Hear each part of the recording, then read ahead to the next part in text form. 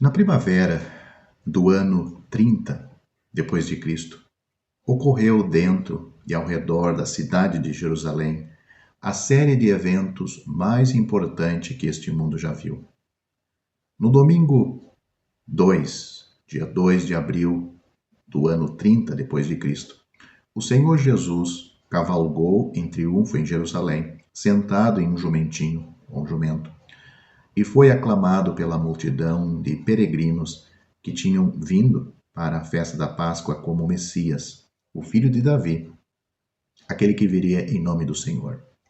No dia seguinte, segunda-feira, dia 3 de abril, ele limpou o templo, expulsando os cambistas e outros mercadores. Na terça-feira, dia 4 de abril, ele pregou de manhã no templo e à noite ele se assentou com seus discípulos no Monte das Oliveiras e falou com eles sobre a destruição de Jerusalém e seu retorno, o retorno dele em glória. 2 dias depois, isto seria na quinta-feira, dia 6 de abril, o Senhor Jesus participou da refeição pascal, a Páscoa, com seus discípulos e imediatamente depois instituiu uma nova ordem, a ceia do Senhor, que ele ordenou aos seus discípulos que observassem em memória dele.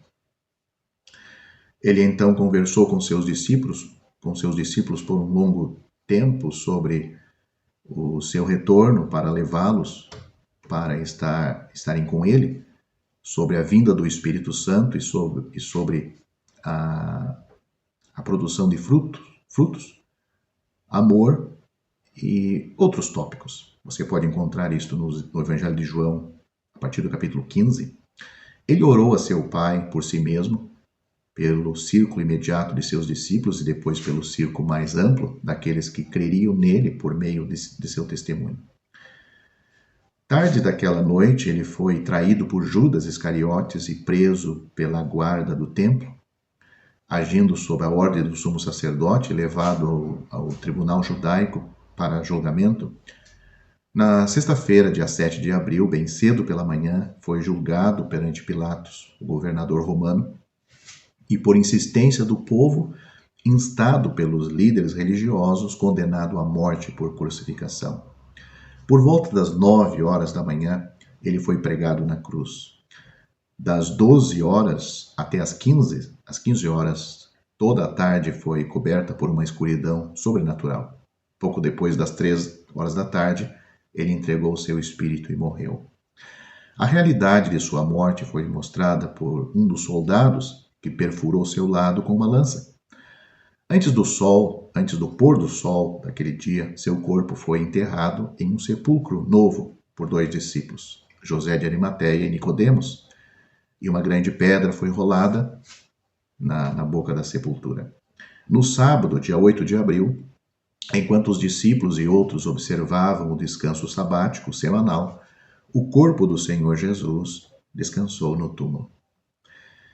No domingo, dia 9 de abril, ele ressuscitou dos mortos e apareceu aos seus discípulos em várias ocasiões durante os 40 dias seguintes. Não nos é dito muito sobre o que foi dito nessas ocasiões, mas sabemos que várias vezes ele deu a seus discípulos o que conhecemos como a Grande Comissão, cada vez de uma forma ligeiramente diferente. Você pode ler essas aparições em Mateus capítulo 28, do versículo 18 a 20, Marcos capítulo 16, do versículo 14 e 15, Lucas capítulo 24, do versículo 44 a 49, e o Evangelho de João, capítulo 20, do versículo 19 a 23. Se reunirmos todas essas declarações de sua comissão, descobriremos que ele lhes deu um mandamento quíntuplo, com 5 tópicos. Ele disse: vá para todo o mundo. Primeiro. Segundo, pregue as boas novas, ou pregue o evangelho. Terceiro, faça discípulos. Quarto, batize esses discípulos. E quinto, ensine-os a observar todos os mandamentos do Senhor. Além dessa comissão geral, o Senhor tinha uma palavra especial para Pedro, aquele que o negou em João capítulo 21, do versículo 15 a 23. Ele também lhes disse que deveriam esperar a vinda do Espírito Santo, que os capacitaria para essa tarefa. Na quinta-feira, no dia 18 de maio, 40 dias depois da sua ressurreição, ele subiu ao céu e não foi mais visto pelos discípulos. Mas 10 dias depois, num outro domingo, 28 de maio do ano 30, o Espírito Santo veio para capacitar e habitar os discípulos, e eles pregaram a mensagem do Cristo crucificado e ressuscitado com tal poder foi essa pregação que 3.000 pessoas se tornaram crentes, foram salvas. A primeira igreja nasceu assim. Pedro e os outros apóstolos, cheio do Espírito Santo, pregou o evangelho no dia de Pentecostes. Era um domingo, dia 28 de maio do ano 30, como já destaquei. O resultado foi que naquele dia 3.000 pessoas foram adicionadas ao número de crentes. O Senhor Jesus começou a construir sua igreja e a primeira igreja local surgiu. Podemos aprender muitas coisas importantes com esta primeira companhia local de crentes em Jerusalém. Em primeiro lugar, vamos ver o que aquelas pessoas fizeram naquele dia. Você pode ler isto em Atos capítulo 2, versículo 41. Podemos começar por aí. Estes salvos com o resultado da pregação dos apóstolos? Primeiro, eles receberam a palavra de bom grado. O versículo destaca isto. Eles responderam de todo o coração à mensagem do Evangelho e creram na palavra de Pedro, de que Jesus de Nazaré, o homem que morreu na cruz menos de 2 meses antes, era realmente Senhor e Cristo, o Filho de Deus. Segundo lugar, eles foram batizados, essas pessoas que creram. A fé foi seguida pela confissão aberta no batismo. O próprio Senhor lhes disse para fazer discípulos e batizá-los, e os apóstolos não perderam tempo em ver que aqueles que criam obedeciam dessa forma. O terceiro ponto que nós encontramos nesse versículo é que eles foram adicionados à companhia de crentes. A fé é seguida pelo batismo, seguida pela recepção em uma igreja local, e o padrão, isto é o padrão que encontramos na palavra de Deus. Todas essas 3 coisas aconteceram em sucessão próxima, mas eles foram apenas o começo. Lemos que esses novos crentes continuaram firmes em 4 assuntos importantes. Isso deve ser verdadeiro para todos os crentes por toda a vida. Isso nós temos no próximo versículo, 42, Atos 2 e 42. Primeiro, nós temos a doutrina dos apóstolos. Os apóstolos cumpriram o mandamento do Senhor de ensinar a esses novos discípulos tudo o que ele lhes havia ordenado. A palavra de Deus é inesgotável e durante toda a nossa vida devemos aprender cada vez mais com ela.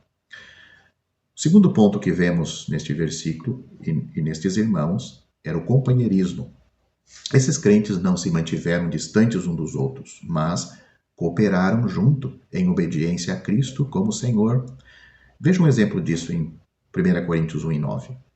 Terceiro ponto é o partir do pão.